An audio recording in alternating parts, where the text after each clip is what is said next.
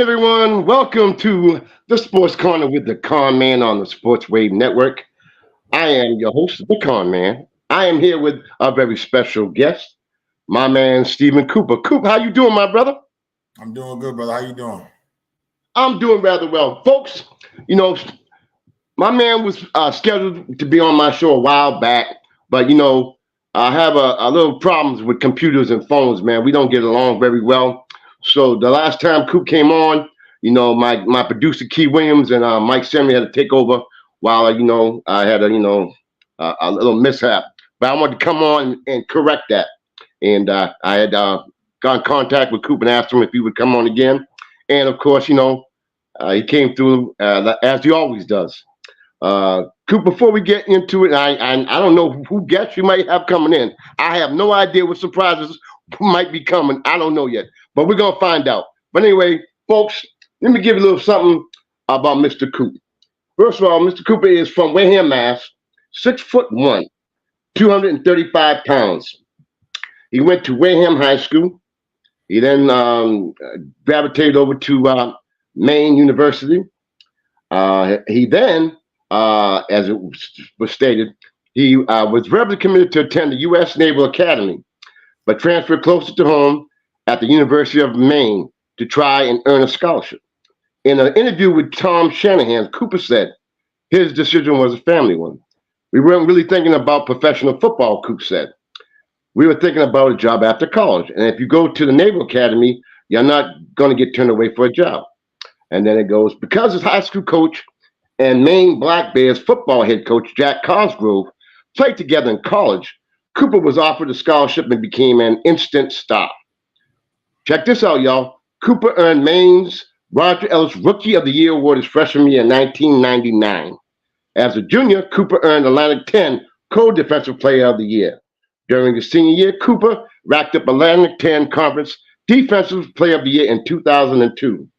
And George H. Bojo Award from the Gridiron Club of Greater Boston as a top defensive football player in New England, and was named a first team defense 2002 Associated Press NCAA Division I AA Football All-American. He was also an American Football Coaches Association and Sports Network All-American as well. Now, hold up. I can't wait till y'all hear this one. In the game against Appalachian State, Cooper was named an I1AA All-Star where he turned the game around late in the third quarter, forcing ASU quarterback Joe Berchetti into an interception with Maine trailing 10-0. The Black Bears scored 2 plays later and pulled out a 14-13 win. Cooper had 13 tackles, 3 solo and 10 assisted, 3 tackles for 15 yards of losses, and 2 quarterback sacks for 14 yards of losses. Throughout his collegiate career spanning 4 years, from 1999 to 2002, Cooper finished with 374 tackles, 57 tackles for loss, 7 interceptions, and 25 sacks. Wow. So, Coop, let us know how you felt your college experiences was before we go into the NFL. Let's talk about, you want to go back to high school or your college experiences. Like I said, what I like to do, Coop, as you already know, I like to set the table and then do it buffet style. So once I set the table, it's all yours. Yes, sir. Well, we'll start from the beginning. Just take it down memory lane, starting with high school. Being a resident of Wareham High, got a great opportunity to play for the Wareham Tigers Youth Football Organization. Was a part of the JBA Junior Basketball Association, also in the community of Wareham, where we would sometimes travel to New Bedford to go play.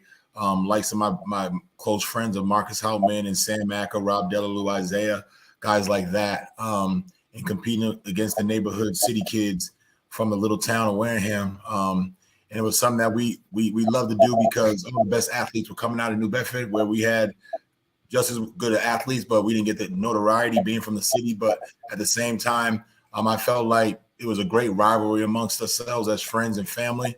And helped molded me into a student athlete throughout my whole career of football. But at Wareham High, I played basketball, football, ran track, played freshman baseball, had some great coaches along the way from youth all the way to high school. A lot of those men were great mentors, father figures, not just coaches, but rides to and from practice of games, helping with registration fees, fees for after games, whatever it took, that made sure that we were taking care of his kids. It was very, very thoughtful those individuals that got to coach us and be mentors for us in the community of Wareham. And after Wareham, getting lucky to win a state championship my junior year, not being successful our senior year, but had a lot of success in basketball and lost I don't know how many games in basketball, but never really got to the state championship like a lot of those great teams in Wareham did after we left. So, I'm just happy to be where I'm from. A lot of great athletes, a lot of great people. The community is really great, and there's a lot of love there. So, always love Wareham. Then going to Maine. First went to the Naval Academy for 8 months.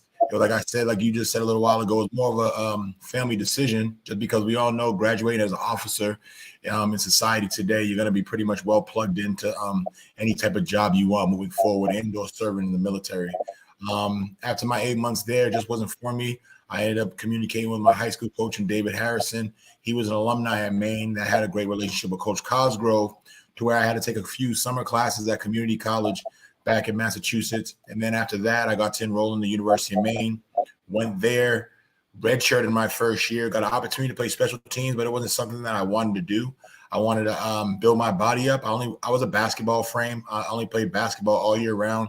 It's not like out here in California where you have the nice weather so you can train pretty much all year round, and just the nature of the beast, how kids are just one-track mind nowadays instead of playing all sports. Something we could probably talk about later, but going to Maine was one of the best situations I ever been in, just because, not having money and not having that type of notoriety. Yes, she was the man on campus football wise, being a good athlete and winning games, but just having to claw for stuff, eating oodles and noodles, putting your money together to get pizza, just those type of things, the type of relationships you build when you're really struggling and trying to get through it, that helps mold you to be a young man. And you remember those things because it builds character.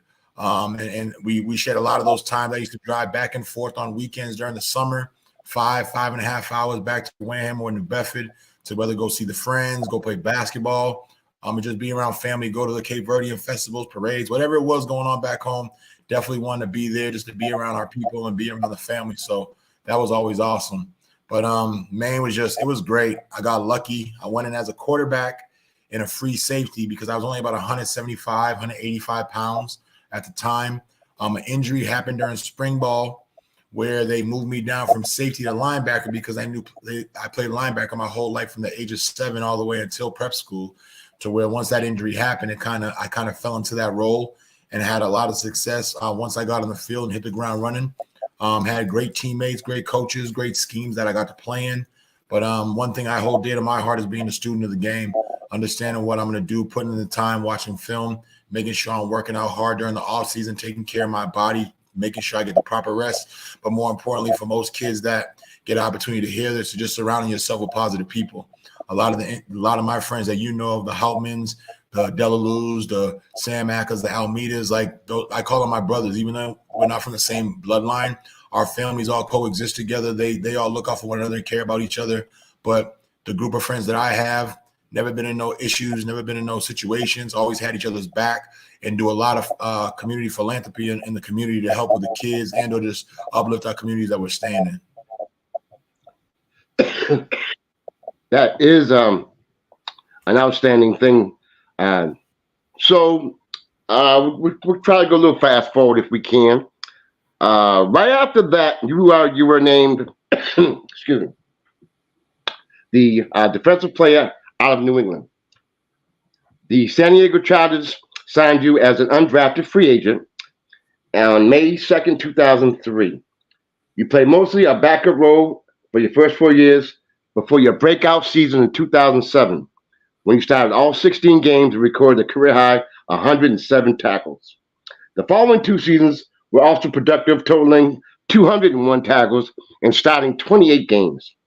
You were placed on IR on December 31st, 2010, after playing 12 games, 11 starting, and recording 43 tackles during the 2010 season. You played 5 more games the following year before another injury, and which kept your season short. You were being placed on the IR route on October 12, 2011. You would spend your entire 9 season career in San Diego, recording 503 tackles, 9.5 sacks, 8 interceptions in 125 games. You also recorded 68 tackles, almost for 0.5 sacks, and 2 passes defended in 8 playoff games for the Chargers. Now, what I want to ask you, because a lot of youth will be tuning in, what did you feel was your biggest, I guess, transition from playing college to the NFL? The speed, the size and the speed. Playing at 1AA in the Atlantic 10 with teams like Villanova, Northeastern, Boston University, Rhode Island, James Madison, the William & Marys. You do get a few guys with the 4.3, 4.4 speed, but that's really hit or miss. You don't get that at consistently throughout the whole team. Once I walked into the locker room and had that opportunity to get on the field, I was in a whirlwind of just how fast things were moving, because I was always one of the faster guys and more explosive guys when I played at the college level. To get on the field with such elite athletes, to see them move with so much size was just amazing to me. But I adapted really quick. I was hungry for it, and I wanted to make sure I had an opportunity to live my dream. So I did what I had to do to adapt, and that was the speed. That's what a lot of players say. Let's go back to your rookie year, and of course now you're making a few bucks now. You're out in LA. It's a little different than being out in Maine in the wintertime. You know how it is. Can you let the people know how what that transition was like? Going from Maine to California? Yes. It wasn't really a culture shock. Me, I got picked up as a free agent. So as a free agent, you pick and choose you and your agent pick and choose what is the best situation for you to make a team. But I was lucky enough to have all 32 teams really interested in me, and certain teams would offer certain money. There was a lot more money offered by other teams than San Diego, but because Junior Seau just left, it was a great situation, an opportunity for me to make a team. So I looked at the depth chart, I looked at the scheme, I looked at the guys that playing within the linebacker position that I played, and it was just a good fit for me. They drafted a kid out of Ohio State, Matt Wilhelm, one of my good friends that just won a national championship. But like my whole life, I truly believed in my abilities. I always prayed hard, and I knew I always outworked everybody. So the biggest thing about going from Maine to California was just, hey, go live that dream up and go be in that sunny ass state with them palm trees. I hear you, man. And also, I mean, you had the I guess the availability to play with some great players on your team. I mean, you had some outstanding athletes. I mean, can you spread a little word about them? So my class in 2003, they called us the Marty guys. It was Marty Schottenheimer for my first 3 years was the head coach before he got let go after a 14-2 year. That was kind of ridiculous, but at the end of the day, it is what it is. It's part of the business. But I got to play with LaDainian Tomlinson. Honestly, my rookie year, this is a cool story. Everybody back home knows who Doug Flutie is. So me, I come into the locker room. I got Drew Brees, Doug Flutie, and it was Cleo Lemon at the time in the quarterback room. And the Angels were playing the Red Sox. Doug Flutie comes up to me, goes, "Hey, Coop, you're from back home. You want to go to the Red Sox game?" I'm like, "Oh, hell yeah." It was just me and Doug Flutie. He's like, "Yeah, pick me up at this time. I got everything set up. You just drive and everything else will be taken care of." So me and Flutie are driving up the 5. It's a two-hour drive. So I'm sitting with Doug Flutie one-on-one, talking about back home, talking about our experiences, talking about the Hail Mary throw at Boston College. So to have that opportunity with him was ridiculous, because then we get to the game, and you got to understand I'm a rookie. I don't really get starstruck by too many people. The only people I've been starstruck by was Magic Johnson when he came to talk to us. And that was it. I seen Michael Jordan a few times at casinos and stuff, but I was never starstruck. Like Magic Johnson, I don't know why. When he walked through the door, it was like, holy shit. But Doug Flutie going to the Angels game, I had to be security for him. I had to be security because people noticed him. And once people got wind of him, because they panned the camera on him in the stadium and he got acknowledged. So then after the game, hey, no autographs. We got to get out of here. So instead of me being his teammate, I had to be security for about 30 minutes, getting back to my car and getting up out of there. But also Phillip Rivers, Drew Brees, LaDainian Tomlinson, fullback Lorenzo Neal, one of the best fullbacks ever played. Me and Gates came in the same year with roommates, our whole first year as rookies. We just celebrated him a couple weeks ago at SoFi up in LA. He got inducted into the Ring of Honor, and he's getting ready to be a first ballot Hall of Famer, all depending on if he gets in right this year. But he's definitely going to be a Hall of Famer. So I got Sean Merriman, one of the best linebackers and most physical guys to play. Jamal Williams was my nose tackle, one of the best to play at the time when I played. I played in a team with 14 Pro Bowls at one time in 2007 when we should have had an opportunity to go to the Super Bowl, but you've seen them miss field goals and interceptions that got fumbled. There was a lot of little blunders at the end of the game where we couldn't seal the deal, that we didn't get those opportunities. But I got to play with a lot of Hall of Famers and a lot of all-time greats. And each and every one of my teammates that I got to see a couple weeks ago, the love was still there, the respect was still there. Just being around that group just brought back chills, and it was a great opportunity going back to see all the legends. Wow, that is absolutely phenomenal. That is, I mean, from Wareham to that. Figure that out, huh? Ain't that so? It is. The thing is, like, tell anybody, and it's cliche, dream big. Like, anything's attainable if you really focus on it. You have a one-track mind, you don't have distractions, and you outwork people. Not everything's going to happen overnight. It's a process. You know, things aren't going to happen in a week. It took me what, 3-4 years to get on the field in the pros, but I kept my foot on the gas pedal. I did what I had to do on special teams. I practiced my ass off. I worked out every single day, didn't miss any workouts, made it to practice hard. So at the end of the day, if you're working hard, people are going to identify that. And then some people are going to open up doors for you that you never think would open for you because of your actions and or the kind of work ethic you have. And Coop, another reason why I wanted you on the show as well is because, I mean, we do have a lot of youth looking in as well. And I want them to understand how hard it is to be an NFL player. And if any kind of knowledge you can portray on them, because, you know, I don't think they realize how tough it is, because when you're in the NFL now, it's a whole different level. You could be gone the next day. It's not like, you know what I mean? I want you, if you can possibly give them a little knowledge. 100%. Honestly, it starts at every level. Honestly, like when I talk to these kids, whether I train a coach and or just my own mentality, you got to think about it at the youth level. You got to think about it at the high school level. You're thinking about it at the college level, then the pro level. Each is a level, okay? And I know you say how hard it is. It's very hard because it's mental discipline more than anything else. You could be the biggest, the strongest, the fastest, but if you're not locked in mentally and ready to sacrifice, whether it's, hey, my homeboys are going over here to this party in 2 hours, are they going to wait for me or am I going to skip my workout and go with them? See, that's the type of friends that I had that would sacrifice their time. Like, hey, get that 30 minutes to 60 minutes into your workout. We'll wait, and then we go. You know what I mean? Because it truly does take a village, your friends and your family. And it takes a lot of support. You just can't do it by yourself. You got to have the right mentors in line that are teaching you the proper things, whether it's the fundamentals, self-discipline, team discipline, how to work with groups. Because unless you're playing tennis or you're playing golf, it's an individual sport. In the sports that I play, it's always been part of a group. And I always prided myself on, I'm going to be the first one there, the last one to leave.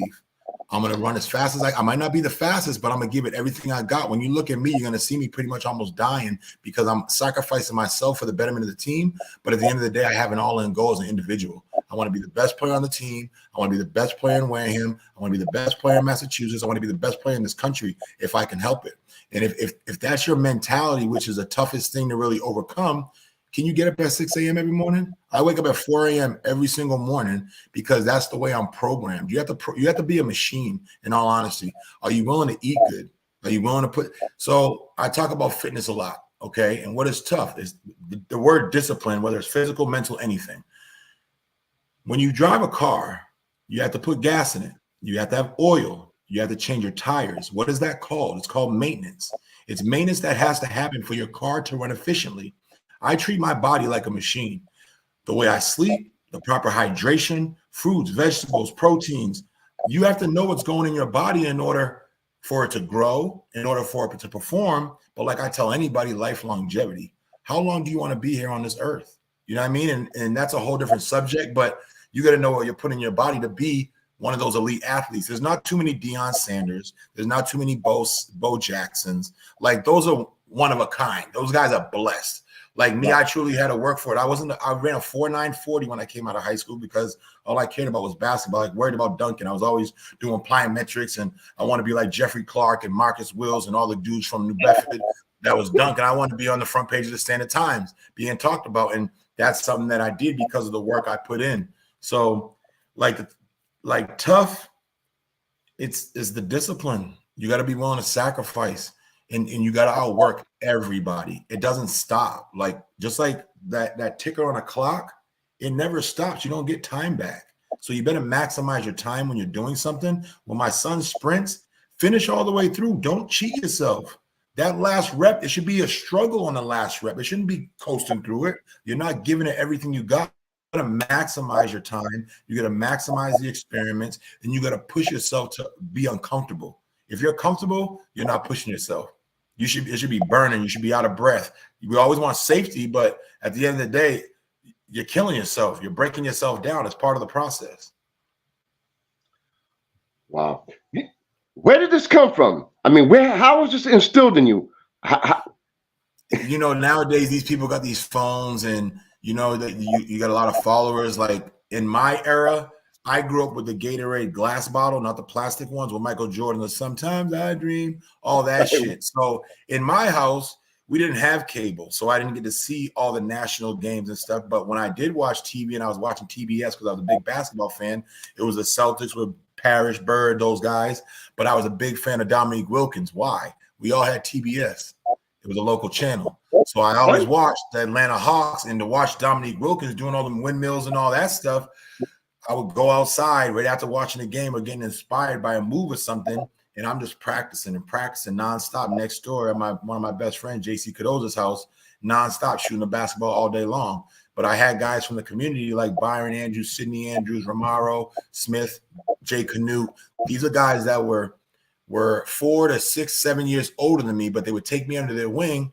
They knew the kind of passion I had. They knew the kind of fire I had inside that I wanted to compete, whether it was versus them, with them, bringing me to UMass Dartmouth to go hoop when I was in high school. It wasn't just me. It wasn't. Like I had a lot of people that helped me through this whole process to being who I am, to pushing me to the brinks, to make sure I was in the right surroundings, to make sure I was pushed athletically, academically, socially, all those things. And it's a tribute to the community. It's a tribute to my family, my friends. You can't do it by yourself. I don't care what it is. When success happens, there's people that help you no matter what. And you know something? You ain't lying. You have a great community. The folks out there in Wareham, man, it's all love, man. I've been there. I experienced it. You know me. I experienced it. And it's good because, there's always that touch where you could go to the left. You know what I'm saying? Where you didn't. Yes. You got people looking out for you and your best interests. Whereas you could have easily went to the left, and some people might have wanted you to go to the left. But you had the people that looked out for you to keep you on the right and straight narrow road, so you were able to obtain what you did. You know what I mean? 1,000,000%. 1,000,000%. And a lot of these people, whether it's Linda or Luke Almeida, whether it's Ray Houtman or Yvonne, like I stayed at their house for a whole week when I was with the Houtmans, when me and Marcus were playing the Bay City games. I don't know if they still have it, whatever they call it. Me and Marcus made a team that we had to play in Boston, and they would drive me each and every day. But, we were kids. We wanted to go across the street from this house to go to Buttonwood and do some dumb stuff or whatever it is. But Ray or Yvonne, like it was a smack to the back of the head, or they're gonna let you know what time it is. So it wasn't just my mom or my aunt or my grandmother. It was like when we grew up, the community raised us. Nowadays, if somebody says something to your kid, you got a parent coming back to cuss you out or come with a gun and want to fight you. It's like, I'm trying to help you out and raise your kid. It ain't like that no more. That's why there's so much disrespect nowadays, and people don't respect each other. That's incredible. I want to sidetrack a little bit, folks. I want you to understand how humble this man is. I worked at the prison in Bridgewater for 30 years. And like for 25 of them years, I used to bring outside teams to come play against the inmates. And of course, Marcus Houtman, I think he must have went at least 10, 12 years of bringing some of his boys up in there and play. And then I get a call in my office, and Marcus goes, "Hey man, Coop wants to play. You think he can play?" I'm like, "What?" And then we go meet Coop upstairs, and I'm saying Coop is like he's huge. I mean, he's huge. So we go down to the gym, and now they just think he's a football player. So we start the game, place is packed, and then I remember somebody goes up for a layup, and the ball goes up near the square, and my man Coop goes up, hand on the square. I swear to, hand on the top of the square, pins the ball on the backboard. The place goes nuts. About 2-3 plays there, someone else wanted to test them. They go do a finger roll above the rim. Coop catches that and throws it. I mean, this guy is a fun. And now, mind you, he was with the San Diego Chargers, and for him to risk his injuries or risk his whatever to come play with his boys says a lot about the man that he is and the man and people he hangs around with. You know what I mean? And it's a trip to you guys because you guys made it easy for me because they know I bring the type of people I was bringing in there. That they were on their best behavior because they wanted to see athletes like you and Marcus and the whole crew that went there. You know what I mean? So again, I want to give you a big shout out for that as well because you made their day and you made mine as well. But that's just the type of person. That was fun, brother. I appreciate the opportunity to do that. That's something that I'll never forget, honestly. Just the interaction with the inmates. Like, they had a good time after one of those blocks. I remember them running on the court and, like, celebrating with me. So it was cool interacting with everybody that was there. Everybody was solid. That was something else, man. That was great. But there's one thing I'm going to be – folks, one more story, now I'm going to get back to him. There's one thing I'm a little upset with you. And I brought it up the last interview, but my computer went dead. We honored a guy by the name of Manuel E. Costa Sr. He was like the Red Auerbach of our area. And he died at the age of, I think he was 72. And I kind of felt that it was my responsibility to carry on his tradition. And myself, along with his daughter and his son and nephews, and we all got together and decided to have a memorial basketball affair. And we used to hold it at the New Bedford Boys and Girls Club. And we packed the house there with music, with B-Mags. We had the grill out there. We had the best talent by none. Anyway, we organized, we get the Boy Scout for free. But we'll get into that in a minute. We're waiting, and now we got the New Bedford South Coast contingent with Coop and all the crew. I think we're waiting on the Boston team. You know where I'm going with this. We're waiting on the Boston team. So, the crowd's getting all antsy because they're waiting for the Boston team to come in. Now, Boston's coming deep, as always. The BABC, they're coming deep, as always. So people getting a little nervous, like, what's going on, man? So Coop and his boys decided to put on a dunk contest. Needless to say, I ain't going to say no names, but I think you guys can interpret where I'm going with this. Someone breaks the damn rim. I don't know who it is or who it was, but someone breaks the damn rim. Now, fast forward or backtrack. They used to play. We had this gym, which was the old Voc, or the old SMU. Again, they used to play pickup in the mornings. Coop, you know where I'm going with this. I used to play pickup in the mornings, and then another certain individual goes up and messes that rim up. So I want to know why you have so much anger on the rims in New Bedford. That's what I want to know.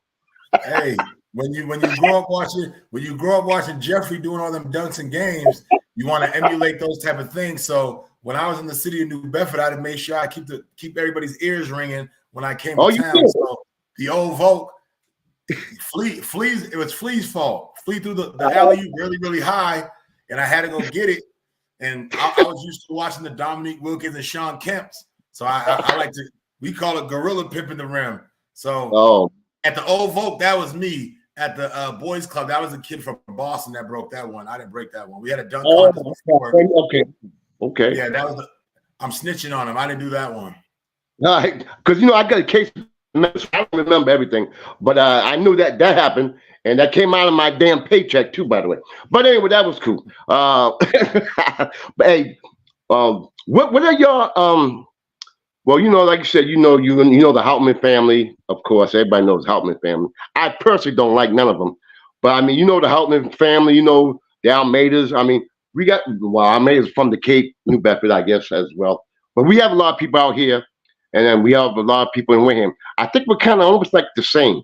we're community based, and we do a lot of things in the community. Can you let folks know? I mean, even though you're in California, I know you guys are doing a lot of great things in the Wareham community. I'm sure you are aware of it, and maybe you can let the folks know exactly what you guys are doing in the Wareham area, or what people that are doing something in the Wareham area. Well, Wareham's a tight knit group. A lot of people confide in the VFW over there, ran by Benji Baptiste right now. So a lot of people use that venue to throw their parties, fundraisers, any type of community events. That's where a lot of the community comes out. A lot of the Cape Verdean people and other individuals from Wareham potluck the food, whether it's a fundraiser or just opening up the kitchen so everybody can come eat and enjoy themselves over there. Outside of that, like stuff that I do here in San Diego, I run my own youth organization. I'm the president of the youth organization. I'm an assistant head coach. I'm going back to a high school that I was at in previous years in San Diego High School, and I'm going to be coaching there as a defensive coordinator. And then I personal train here in San Diego also. So I stay busy as much as possible as an individual, but overall, like I try to get home during the summer, usually in June, because my mother and my birthday are 2 days apart. So I try to go during that time to enjoy the beach and enjoy the summertime right there on Onset Beach, and then get to see the guys at the same time. And what's great is that I brag about my boys. You don't have to brag about your boys, because your boys are doing some phenomenal things. You got Lyle, you got Mike. Why don't you brag about Mr. Lisbon? Mr. Lisbon, he told me he's gonna kick your ass. Well, is that before or after he goes to the dentist? But we can talk about that. We can talk about that. This is my show. I gotta keep it. You know what I mean? Hey, I was trying to tell you, man. He told me he could put the pause on you. He said he put the pause on you. Hey, I know you don't believe that, but anyway, getting back. I mean, you got Mark. You got me throwing me off base a little bit. You got Isaiah. You got Marcus and Sam and Mike Liz Jr., not the senior, the junior. Liz, Jared Ramus, yes. Dave Morrow, Barrows yes. out there. Them all my guys, man. All my guys. Rob Delalue, Sam Acker. See? That's what's all about. I mean, because me and my gang, we've been friends for over 50 years. And I can see that's gonna be the route that you guys are going in as well. 100%. And you can't. Yeah, I think we're going on a cruise. We're going on a cruise next week. Me, Mike, Lyle, Luke. We're all going on a cruise to the Bahamas, Virgin Islands. We're gonna be spending some time together over there too. Hey, that's what what I mean. We are losing some people left and right, and tomorrow's never promised. So I think you guys doing what you're doing is a great thing, and we were fortunate that we had people who were older than us that we could look up to, just like you had people older that you could look up to. I think that's a great thing. And hopefully that you guys can be the role models for the people that will be looking up to you guys, and hopefully we can just carry on that tradition and keep it and paying it forward and doing whatever we need to keep these guys in the right path. Because with technology, there's so many things going on, and it's a mess. I don't know how the youth can do what they do and stay focused to do and have the grind that you had, because you knew what you wanted, and you didn't have it like a lot of these people have it right now. A lot of these kids are spoiled, don't feel like they have to. They rather play their card games or their video games, and where we didn't have all that stuff, so we had to use our minds, imagination. Yes. We had only 2 channels. So that's where I learned my game from, just watching what I could watch and watching the olders. And luckily, I had people older than me that I looked up to that stood put me in the right direction. Otherwise, I might have ended up, unfortunately, like some people we all know. Yes, and that's that thing, But we got about 20 minutes, Coop. And during this time, what I like to do, because I'm just like kind of giving you your roses, for this time, I just want you to say whatever it is that you want to say about anything you want to say, any shout outs you want to give out. Is there anything that you want to bring up? Because, I'm really not one to be asking a lot of questions. I'd rather listen than talk. So if there's anything that you might want to bring up, this is your time. I'm just going to give you your prop. Like I said, I'm going to set the table, because, I'm thankful that I have the producer that I have, Key Williams. She's out of Philly. And without her, I couldn't even do this damn show. And I enjoy doing the show, as you know, as you see on my post, because I love the people I have on the show. I love the fact that I'm allowed to have the platform to have the people I have on, and I got so much more planned in the future. So at this time, I'm gonna keep my mouth shut, which is hard, as you know. But I want you guys. I want, and wait till I see Liz. We're gonna handle that after the show. Amen. But I Amen. want you. Well, I want you to have this time for you. Whatever you want. You want to talk about your youth program that you're doing in San Diego. Something that you want to see happen with the youth. Anything that just crosses your mind that you want the viewers to know, and also how they Something. can get in contact with you as well. Well, you made a little statement just a couple seconds ago about a statement that I want to get to the youth, but it's youth and parents. Yes. This is just the youth realm, and I just feel like as a parent and as a coach trainer, parents need to do a good job on their due diligence on who's dealing with their children first and foremost. And then once they figure out what's best for their kid, they need to take a step backwards and let that coach and mold that individual pertaining to the sport and or as a young man or woman as they grow up to be an adult. Because I feel like that process is really, really big because we all say it takes a village to raise somebody. It truly Mhm. does because each individual has a certain strength that they can bring to an individual and or a weakness that individual can recognize and then depict it how they want on how they pretty much perceive anything. And it's really getting really nasty and ugly right now. Like I tell people all the time, I feel football is a big money business. It's the biggest in the world. But because of everything that's happening with the concussion stuff, Mhm. the rules changing, you see like there's a big surge now in flag football that's starting to Yeah. take over. So is it regressing because of the liability and all these lawsuits that are going on with people getting sued because of the head injuries? We don't know. But parents are ruining the game where referees don't want to ref no more. I don't want That's if I'm getting paid $100 for a game, I don't want a grown person calling me a B, any type of disrespectful words where I can't go back and forth with them. And if I do, there might be a situation where whether it's a crowd, whether it's a team, whether it's a kid, I don't know. But it's just the disrespect that's going on nowadays. It's just it's ruining sports, not just football, and it starts at home. We talked about a little while ago about being raised by the community. It's not right. like that anymore. There's not a lot of home training going on for these kids at home where they understand respect. Like being back home, and I know it still goes on. Like when you see people, you shake their hand. When you see women, you kiss them on the cheek. You say please and thank you. It takes a half a second to do. But these individuals aren't being taught that at home and or Right. doing it when they leave their house. And they all care about themselves, whether it's behind the phone, worry about their likeness, how many likes they're getting. It's just it's too many followers nowadays, and that's why you have social media. That's why they call it following all this stuff. But it's like people don't understand their own 2 feet. They want to do what everybody else is doing and following other people, and it sucks. But at the end of the day, it's the word I'm using. They're followers, and a lot of people don't want to stand in their own 2 feet, and that's something that I've been identifying in society that's trickling down into sports, and it's making the sports really volatile with the language that's being used. Like I curse and stuff when I'm coaching, but like parents from the crowd, whether it's yelling at kids in a derogatory way or wishing harm on them and or threatening or saying bad something to the coach when all they're trying to do is coach kids. And you got to remember, a lot of this stuff people are volunteering. Some of these Exactly. people, some people aren't even qualified to coach, but because there aren't coaches in place, they have That's to true. fill that void to help their kid and or kids in their community. You can't fault these people for not having the expertise in football, basketball, baseball, whatever sport it is that they're coaching, especially in youth and in high school. High school coaches aren't getting paid like that. In California, I bet you it's a lot more than it is in Massachusetts, and you're getting paid like $2,000 for 365 days, and then you're getting taxed. So, like parents and these people that are supervising these kids, they need to understand those things. And it's 1% that goes professional.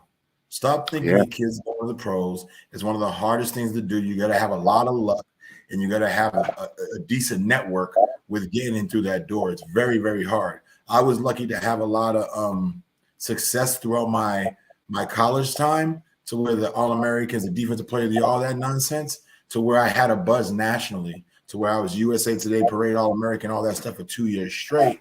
But these families think it's very, very easy. Going back to what you said, what's so hard? It's one of the hardest things to do. It's one like there's a reason why there's only a certain number in the pros.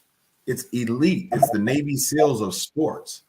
And at the end of the day, like again, it goes to the sleeping, the eating, the time you put in, the sacrifices. Like you can't be doing those things. You just can't be drinking every single day. You can't be smoking weed every day. It don't work. It don't work like that until you get to that point. You get to that point, then you prioritize what's important to you when you get there. But at the end of the day, like you got to have blinders on. And that's in anything you want to do in life. It's not just football, getting to the pros. Anything you want, you got to have blinders on in order to get there because it's not just you that wants it. The best man or woman is going to get that job and or profession because of their grind, the time they put in, the way they treat people, the way they talk to people. It goes a long way. That's why, like, when I talk to my kids that I coach, it's like you never know who you're around. When you open that door for that one woman, she might be a CEO of Coca-Cola. And that one interaction might say, here's my card. Call me one day because you're a kind gentleman. It's just those little things. There's that one interaction could change your whole life. And just like you said earlier, mistakes, a certain choice. I say it all the time. You have a choice, there's decisions, and then there's consequences. It goes in that order. And if you don't understand the consequence at the end of it, then whoever's dictating that choice or whatever choice you're about to make, you better go this way because that consequence would be very, very extreme.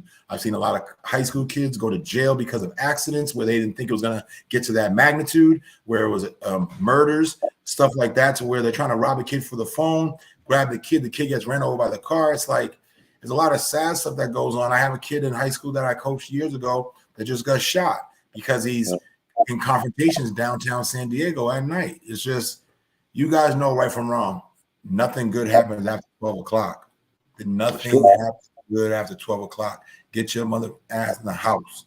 You understand what I'm saying? And just overall, I want all the kids to win. I want every kid to succeed, which we know it's nothing's going to be perfect. But at the end of the day, they all have a choice. They have a decision, and there's a consequence.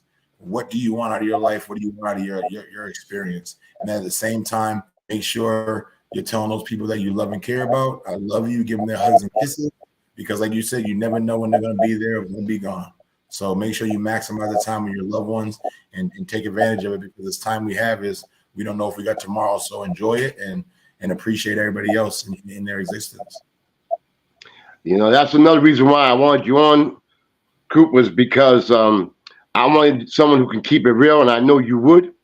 And you know, it's great we can talk sports, and you know, but there are more important things in life than just sports. And that's what I try to do on my show, is try to make the viewers understand that there's more important things, and that it's about life goals and life choices. And having people like yourself who have reached that pinnacle coming from you guys, I think that means a lot to the people who will be watching, the viewers. You know, you explain how tough it is, the sacrifice, the hard work it took, the dedication, commitment. And, you know, I mean, it's so easy to give up. And, you know, I enjoy having people such as yourself on. I've had a few other people on, and I really try to emphasize making an impact. And anybody can read numbers and wins and losses. But, you know, I want the show to be a little bit different. That's why I kind of diversify.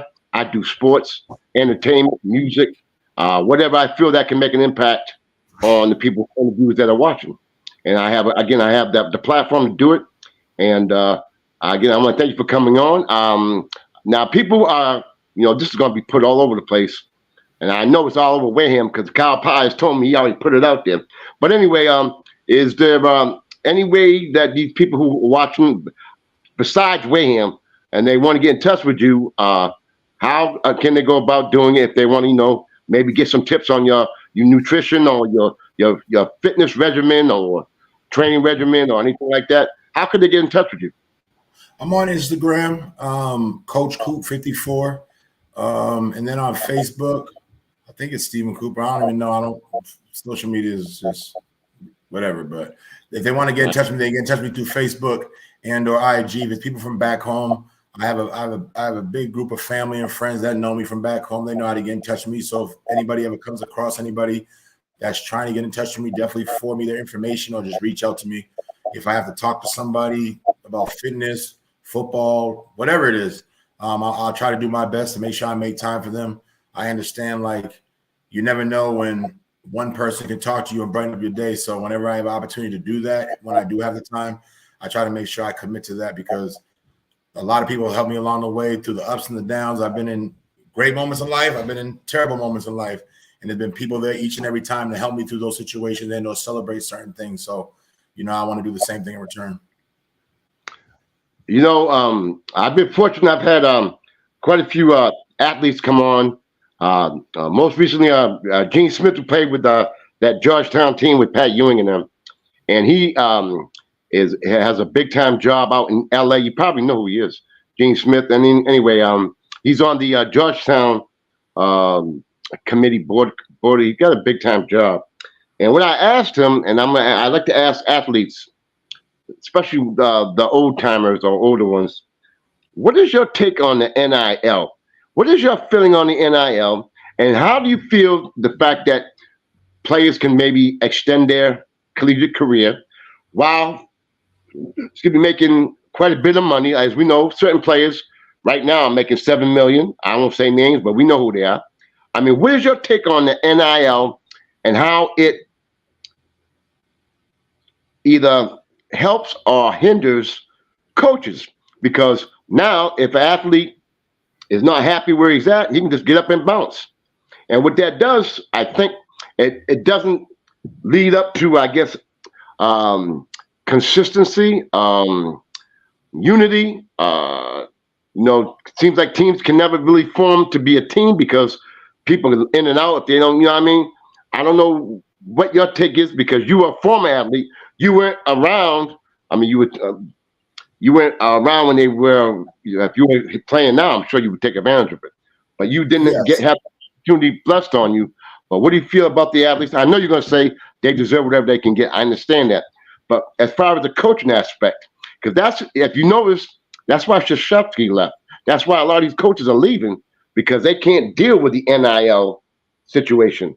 Or, I don't know. I don't want your take. At the end of the day, it's very new right now. Really now it's like extreme to the amount of money and how many different programs are allotting money to these college athletes.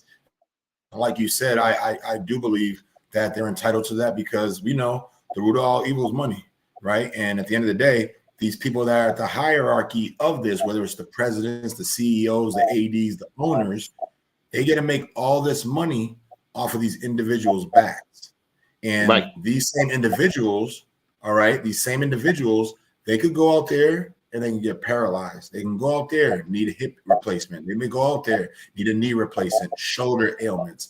All these things, if they don't go to the pros and play the 3 years to get invested in to where you have benefits the rest of your life, then what did I do it for? I got to walk around and limp the rest of my life, or should I maximize that dollar amount? Now, to your question with the coaches, yes, it's hard.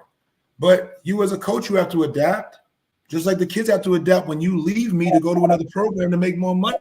So at the end of the day, it's hand in hand. Don't cry about it when you guys can up and leave to go get $10 million a year when you just making $2 million a year. It's big business. So for the kid to do it, do I feel like it's spoiling the sport and the unity and the team? Yes, 100%. You're right.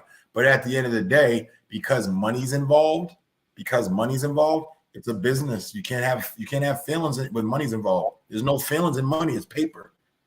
You understand what I'm saying? So at the end of the day, with the NILs, it's these schools and these programs are making so much money, or the boosters or the alumni allocating money for these individuals. It is what it is. It's the wild, wild west. It's who got the most money, who can buy wins, who can buy teams. And at the end of the day, every single kid and family should maximize their likeness and maximize their opportunity to make that type of money if they're in that field. That's a very good answer, man. That's a good comeback on that one. But I was just thinking about that. You know what I mean? Because you see all these people with their fifth year, and they're going here, and Some players, what they end up doing is they leave to go to another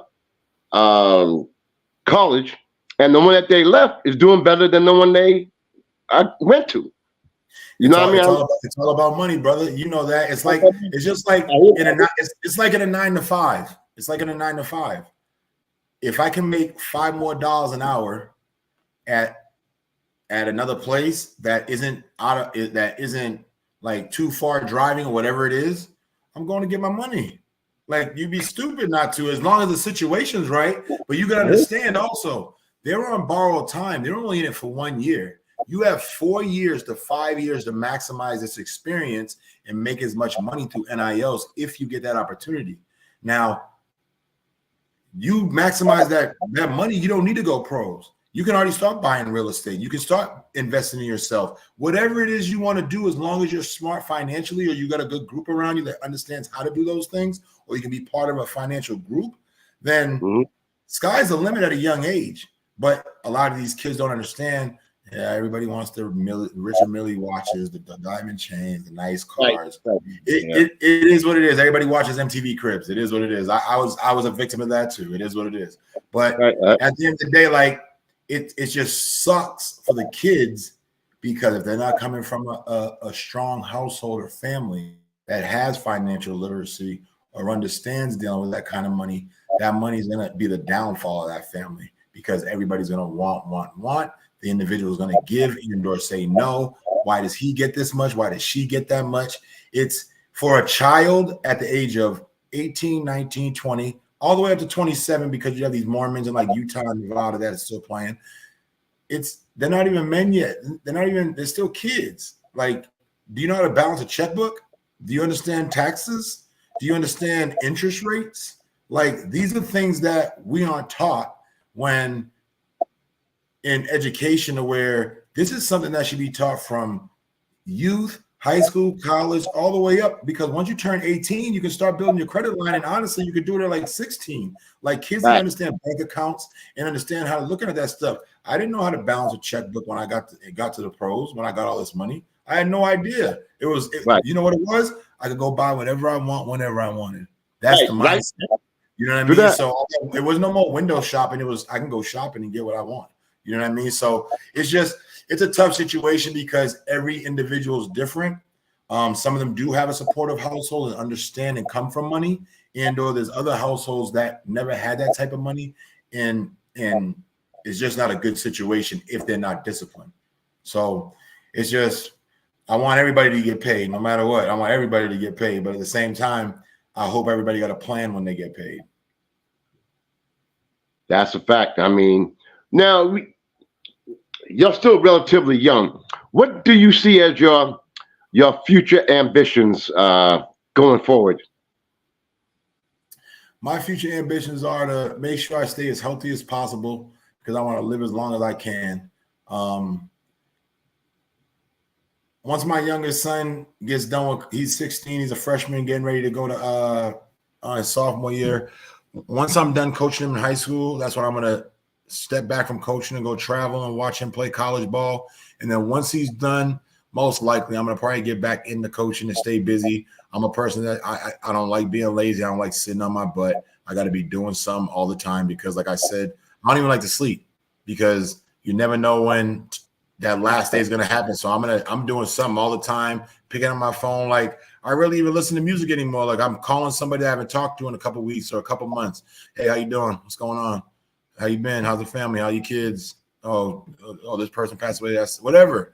Like, you better, like, people don't understand, man. Like, look at the stuff that's going on overseas. Like, we're lucky we live in this country. We're lucky we live in this country, but you never know when it can be you. Like, that shit that happened with COVID, with everything shutting down, no one would have thought of that in our lifetime. Nobody. So, it's true. Like, I'd say have a plan for everything. Your relationship, your finances, everything. That is facts. That is definitely facts. We got about another minute left, my brother.